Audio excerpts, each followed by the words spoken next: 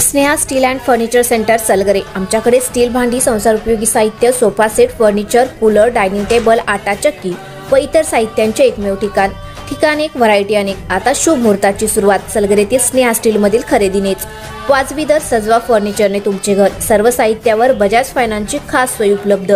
Steel भांड्यांना 5 वर्षे guarantee, तर furniture साहित्यास किडवाळीपासून life time warranty. खात्रीशीर खरेदीसाठी मिरज पूर्व भागातील एकमेव ठिकाण Sneha steel and furniture centre Salgare. आमचा पत्ता रवींद्र वस्त्रनिकेतन शेजारी सलगरे। संपर्क 90 96 25 91 38। प्रत्येक बातमीतील घटनेच्या वास्तविकतेची तुलना थेट पाहत रहा चांगली अपडेट।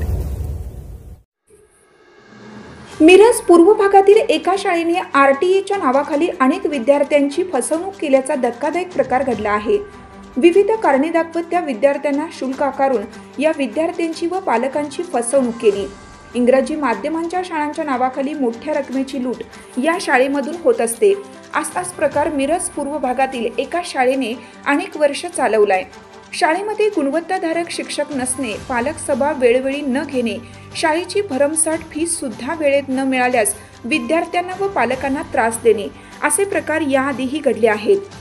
गुढीपाडव्याच्या शुभ मुहूर्तावर प्रवेश प्रक्रियेसाठी जंगी तयारी सुरू झालेली असताना या शाळेमध्ये प्रवेश घेत असताना आवर्जून या शाळेची माहिती घेऊनच प्रवेश घ्यावे असे माजी पालकांनी सांगितले आहे। विद्यार्थ्यांनी प्रवेश घेतल्यानंतर मनमानी कारभार करत कधी मुख्याध्यापक तर कधी शिक्षक या शाळेला कित्येक महिने रामराम ठोकून विद्यार्थ्यांचे भविष्य अंधारात टाकल्याची गेल्या काही वर्षातील अनेक उदाहरणे पालक देत आहेत।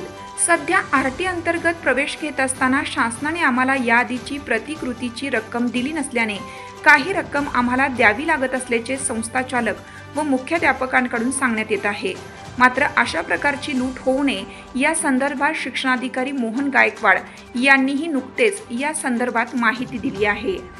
या विद्यार्थ्यांना आणि पालकांना प्रवेशापासून वंचित ठेवतात किंवा त्यांना वेठीला धरतात अशा पद्धतीच्या तक्रारी आपल्याकडे प्राप्त झाल्या होत्या।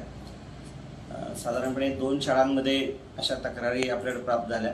त्यापैकी एका शाळेनं त्यांच्या काही तांत्रिक बाबी होत्या, त्याची पूर्तता झाल्यानंतर प्रवेश करून घेतलेले आहे। दरवर्षी ते प्रवेश आम्ही करणार नाही, कारण आमची आरटीईची प्रतिपूर्तीची रक्कम प्रलंबित आहे आणि हे प्रवेश करणार नाही आणि ती जबाबदारी प्रशासन आणि पालकांवरती निश्चित करायचा प्रयत्न करते।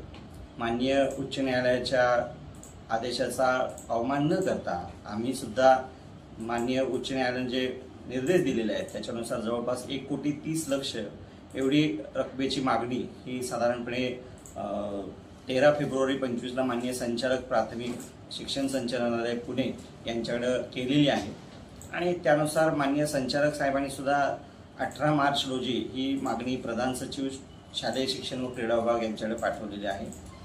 जसे इतर शाळांसाठी सन 23-24 साठी 200 कोटी रुपये प्राप्त झालेले आहेत, तसे राज्यभरातल्या कोर्टामध्ये गेलेल्या आणि ज्याच्यामध्ये कोर्टाचे निर्देश प्राप्त आहेत अशा शाळांची रक्कम ही मागणी त्यामध्ये झालेली आहे। या शाळेची सुद्धा ती रक्कम प्राप्त होईल आणि ह्याबाबतची स्पष्ट कल्पना आपण या शाळेला आणि ज्या शाळा प्रवेशापासून वंचित ठेवतात त्यांना दिलेली आहे। आणि यापूर्वी सुद्धा माननीय सुप्रीम कोर्ट असेल, माननीय उच्च न्यायालय मुंबई असेल यांनीही प्रतिपूर्तीसाठी कुठल्याही बालकाला प्रवेशापासून वंचित ठेवू नये असे स्वयंस्पष्ट निर्देश दिलेले आहेत। याचंही पालन आपण करावं अशा पद्धतीच्या सूचना त्यांना विनंती सुद्धा प्रशासनाच्या वतीने केलेली आहे। याचबरोबर माननीय आयुक्त सांगली, मिरज, कुपवाड, मनपा यांच्या ठिकाणी या शाळांची एक बैठक सुद्धा जी आहे या तक्रारीच्या अनुषंगाने पालक आणि यांची सुद्धा झाली। त्याही ठिकाणी त्यांनी प्रवेशाला नकार दिलेला होता आणि शेवटी या शाळेमध्ये जवळपास गेल्या वर्षी सुद्धा सन 24-25 मध्ये सुद्धा या शाळेने अशाच पद्धतीने केल्यानंतर तिथेही फोर्सफुली ॲडमिशन आपल्याला द्यावे लागले। सन 25-26 मध्ये सुद्धा या शाळेमध्ये 41 साधारणपणे प्रवेश हे निश्चित होते। यापैकी साधारणपणे 27 पालक जे आहेत यांनी त्यांची कागदपत्र ही शाळेकडे द्यायचा प्रयत्न केला, त्यांनी ती स्वीकारली नाहीत। मग शेवटी या सगळ्याचे मनपा क्षेत्राचं जे संनियंत्रण असतं हे प्रशासन अधिकारी मनपा यांच्याकडे असतं। त्यामुळं त्यांच्या कमिटीच्या मार्फत या सर्व कागदपत्रांची छाननी झाली आणि 27 पालकांना हा प्रवेश जो आहे हा शेवटच्या दिवसापर्यंत शाळेने ते मान्यच केलं नाही, उलट त्यांनी बाहेर बोर्ड लावले आणि कोर्टामध्ये असं हे आहे, कोर्टाचा आम्ही कंटेम्प्ट वगैरे केलेलं अशा पद्धतीचं। आणि याच्यामध्ये साधारणपणे 14 पालक जे आहेत यांनी अप्रोचच केला नाही, संपर्कच केला नाही, त्यामुळं त्यांचा प्रवेश रद्द झालेला आहे. हे साधारणपणे 27 पालकांचे प्रवेश हे फोर्सफुली करण्यात आलेले आहे. परंतु ही जी बाब आहे ही पूर्णतः उच्च न्यायालयाच्या आदेशाचा अवमान करणारी आहे. कारण आदेश कोर्टानं फीची रक्कम द्यावी याबाबत निर्देश दिलेले आहेत, परंतु शाळेला ही फीची रक्कम मिळालेली नाही किंवा याच्यात विलंब होतोय म्हणून तुम्ही पालकांना प्रवेशच देऊ नका किंवा बालकांना त्या प्रवेशापासून वंचित ठेवा अशा पद्धतीची कुठेही सूचना दिलेली आहे.